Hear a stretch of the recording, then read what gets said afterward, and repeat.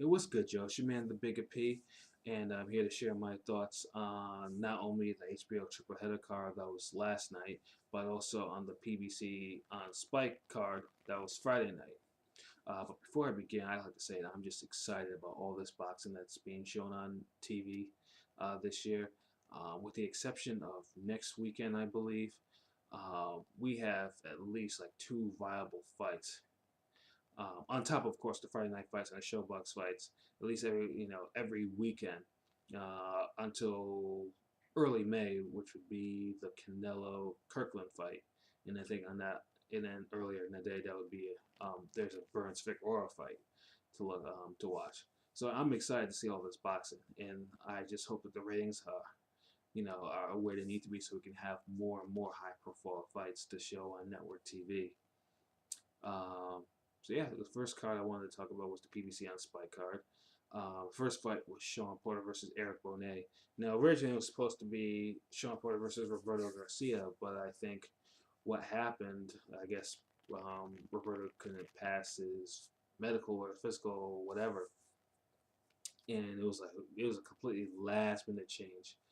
And I know the rumors were it's either gonna be Kareem Mayfield or who's a very who's a more notable name, or a cat named Eric Bonet, who I had never heard of before. I had to go on BoxRec and actually take a look to see who he's actually fought. And of course, I saw that he had one loss, and he had fought the majority of his career at light welterweight. So I was thinking, okay, they're gonna give him, they're gonna give Porter a soft touch. I mean, he's coming off losing his belt to Kell Brook, so you see, so we're gonna see, what adjustments or what he has left. Now, how this fight played out, I mean, I'll say this: it's maybe because, like, say, I mean, it wasn't like there was any proper, not any proper training that went to, because, let's say, there's only he only knew about this fight probably within a couple, maybe a day or two, that this wasn't going down. So, um, so obviously there was probably no fight plan, no real training to actually see, to be able to study to see what Bonet's all about, and vice versa. I don't think Bonet was in the type of fight shape. He wasn't in the type of fight shape he was, and it's a shame because if he was, I really thought he would have really made things interesting in the fight. One thing that Bonet, was doing that was absolutely, that was telling, was he was counter punching. I mean, I'm talking about every single time he was catching him with the right hand or the left hook. Because when Porter still, I mean, had absolutely no regard. His defense was god awful. I mean, he was leaping in and he was getting caught repeatedly over and over. And there were a couple of times in there where I was thinking that, Bonet actually rocked him a little bit. And in this fight was, and he was really winning some rounds on my card. And the unfortunate thing though is that Bonet he got injured. I think he got thrown to the floor by Porter or whatever, and he injured his leg. I don't know if it was his ankle or his knee. And Porter smelled blood after that. When you can't move the way you're supposed to do, and the way you're usually doing, and then you're gonna get caught. And then Porter brutally finished him on the ropes. Um, it was a shame because Bonet won me over. He won the crowd over because pretty much just like, who is this? And he put forth probably the best effort that he could, and that's all you can really ask for um, with something like that. So I'm sure that we're gonna see him on TV again. I'm pretty sure Heyman's gonna use him again at some point, and hopefully, if they do, they get him a training camp. Like they bring him to the States, they put him in somebody's camp, because Bonet does look like he has some potential to actually be something and not just a replacement opponent. So for um, Sean Porter in the past is someone who I've not liked to watch.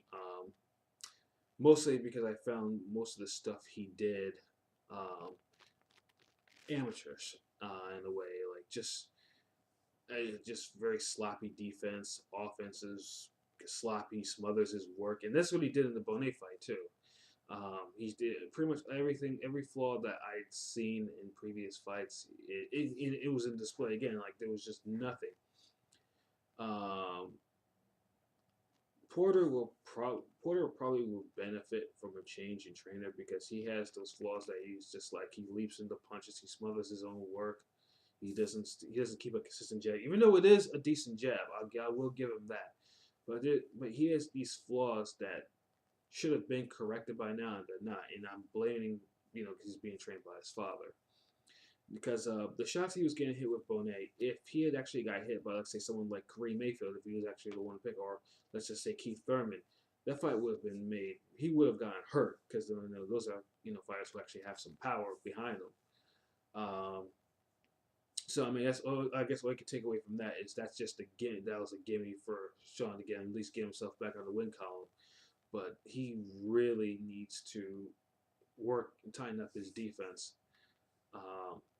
Especially with all the proposed fights for him that are going to go on, because any of the hard punches at 147 would have just knocked him for a loop. So yeah, the second fight was the swing bout. It was Chris Arreola versus Harper. I was not expecting to see. Now before that, I read that Chris Arreola was 262 pounds, and I'm like, again. Chris Arreola is a fighter that I want to like him. He's a character. He can punch, everything, but it's just hard to root for someone. This is how I felt about James Toney. Although James Toney was is a Hall of Fame talent. It's hard to root for someone who just doesn't know how to take care of himself. There's no reason.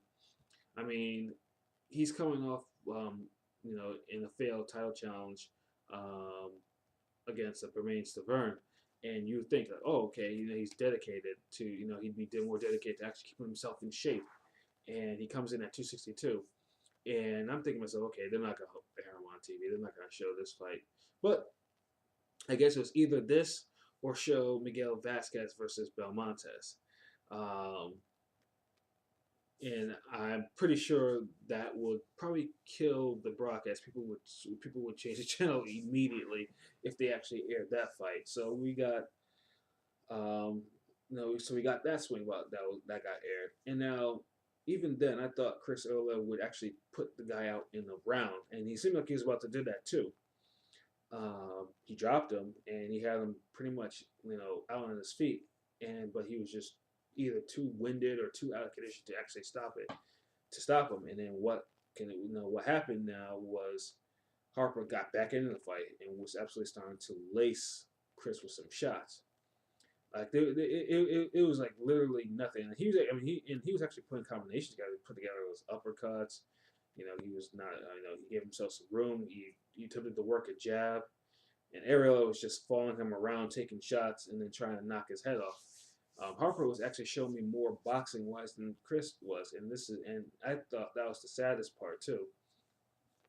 And it got to the point where, although Harper did get in trouble like later in the fight. There were a couple of times where he was ready to go, but then Chris would get winded from throwing those punches and then would stop.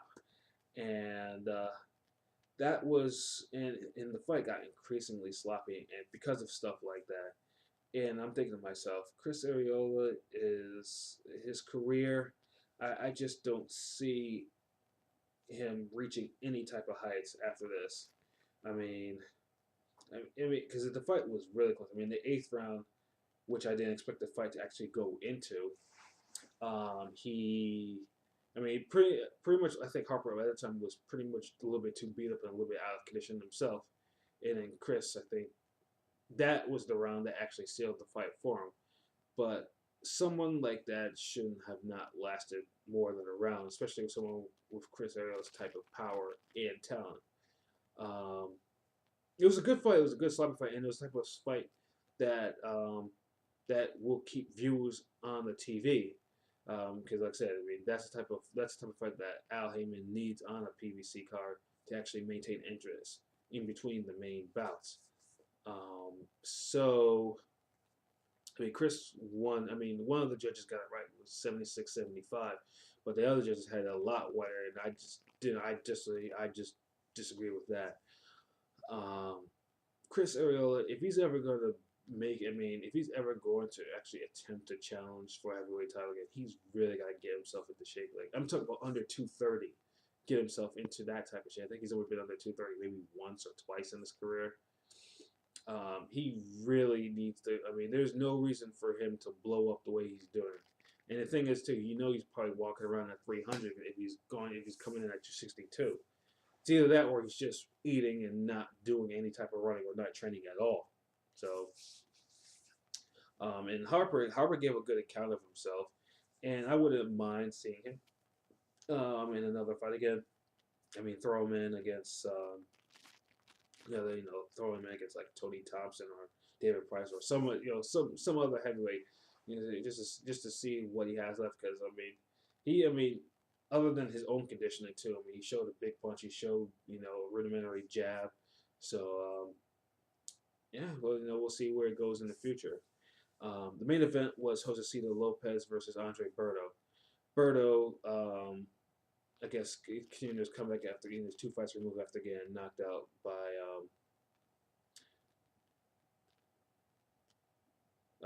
I'm actually drawing a blank, and I don't know why I'm drawing a blank because Soto Karass, there we go. And he's coming off shoulder surgery, and then Josesito Lopez is on a 3-win fight streak since getting KO'd by Maidana.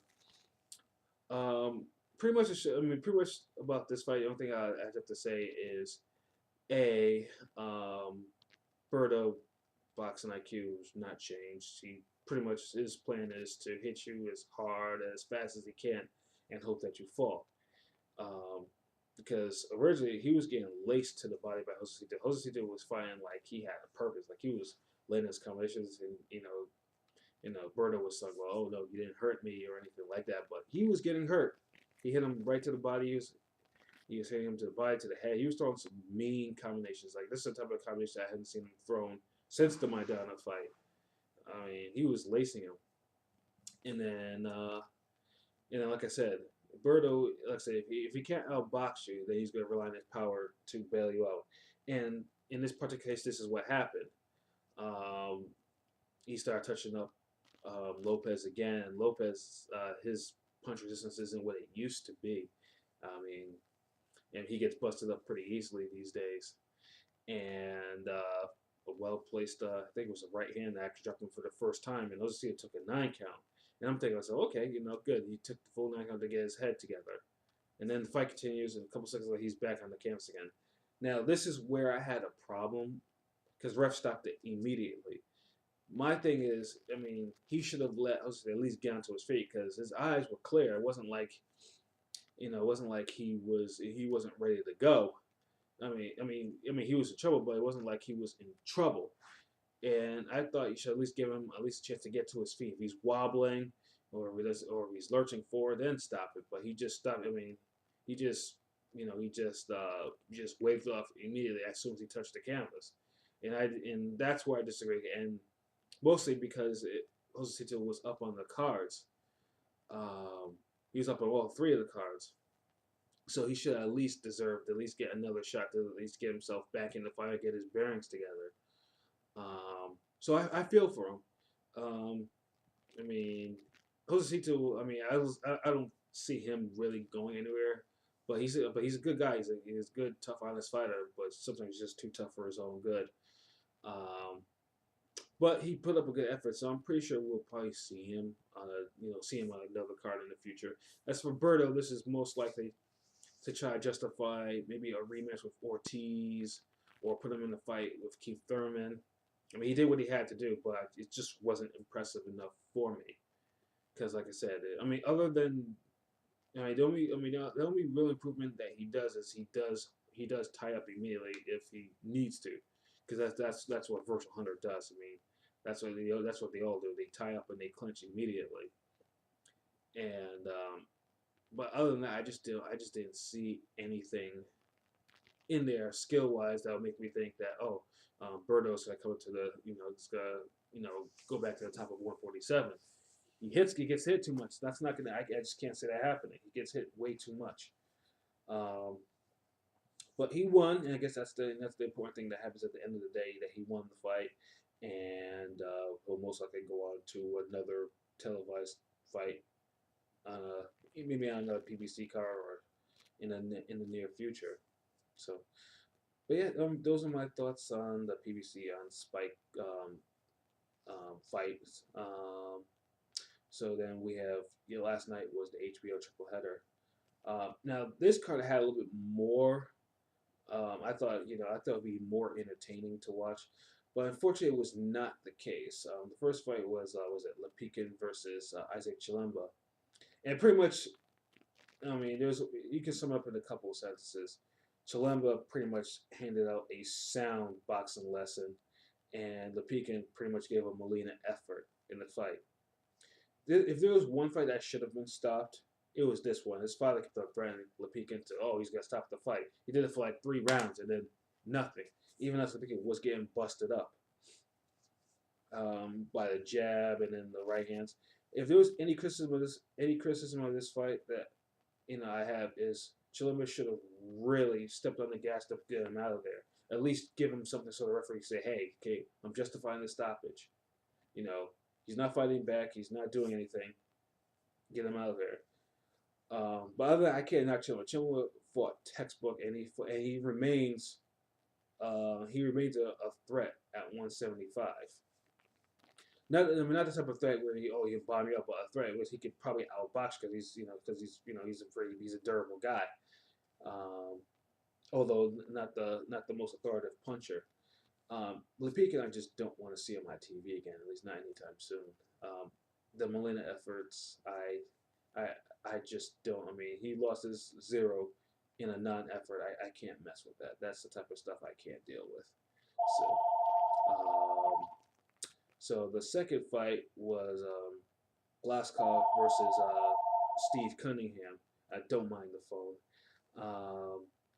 Now this fight, I'm rooting for Steve I was rooting for Steve to win the fight because, like I said, Steve's a good guy. Steve, I've always been a fan of at the cruiserweight. I watched his fights with Huck and Adamek and Hernandez. I mean, like I said, Steve's always been one of my favorite fighters to watch. And Glaskov, in other words, has not been. I mean, and for whatever reason, judges love this guy. They love. I mean, he gets protected, and I just don't know why. Because he gets decisions. He should have had at least a couple of losses on his record by now. So so pretty much what happened is, although Glaskov did make, he was getting outboxed early. I mean, it was just more or less it was Steve's activity, and then Steve kind of wore down as the fight went on, and Glaskov was able to at least get himself back in the fight. But I thought this was an easy, this is like a 7-5 type of. It was like a 7. Was it 12 round type of fight? Yeah, it was a 7. It was like a 7-5 type of fight. And I was just shocked to see that all 3 judges gave it to Glaskov wide. Again, Glaskov again getting another victory that he should have not gotten. And Steve, just pretty much got job done TV again. And I hate to see it. I mean, especially, why he's fighting. They had a nice piece with him and his daughter. And I thought, I thought that was his victory. And then, hey, if they're gonna put him against Vlad or whatever, let him, give him that shot. I mean, I don't think he would have won the fight, but he deserved that fight and deserved that payday. Glaskov, Glaskov, however, I know he's not gonna beat Vlad either. I just don't. There's nothing in his arsenal that makes me think that he's gonna bother Vlad at all. I just don't see it. He punches once. He throws one punch at a time. He's not the most active fighter. He can hit, he can punch, but it's just there's just something. There's just something about him that just rubs me the wrong way, and I just don't see him deserving a fight at the heavyweight title. So, I mean, it is what it is. I mean, I felt for Steve getting jobbed like that, but what are you gonna do? Unfortunately, the main event was Jean Pascal versus Sergey Kovalev. It was, of course, for Kovalev's all 3 of his light heavyweight titles.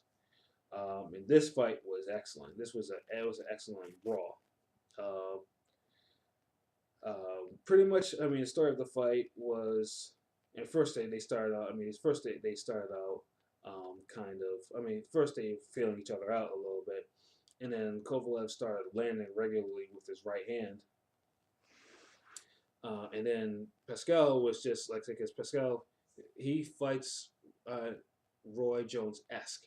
It's not really. I mean, he's not a traditional fighter. I mean, he fights very he has an athletic style, and that style was seem to have been troubling Kovalev during the fight, especially because he was catching some monster like he was throwing like monster right hands, and Kovalev was getting Kovalev was having a hard time because he didn't really I don't think he came in with any type of respect for Pascal and his fight style, and he was getting laced with some unbelievable right hands from Pascal, and then but then too. Also, Pascal has never, I don't think, has ever fought anyone with that type of power before. So what happened was, of course, Pascal would actually go down for the first time in his career. He was hung on the ropes, and then later on, as the fight went on, Pascal, unfortunately, the way he throws his punches, I mean, it's guaranteed that it will tire you out. And sure enough, he started getting hit. I mean, I'm talking about he was starting, especially there was that brutal sequence toward the end of the fight where he was on the ropes and he was just getting tagged. I mean, he was getting hit with every punch in the book, and then Kovalev slips, you know, and that, and I think that was, so that of course that was I think that only delayed the inevitable because as Kovalev was getting his bearings, getting back on his feet, you see Pascal walk to the corner, just stumbling. You can see his eyes; they were glazed over.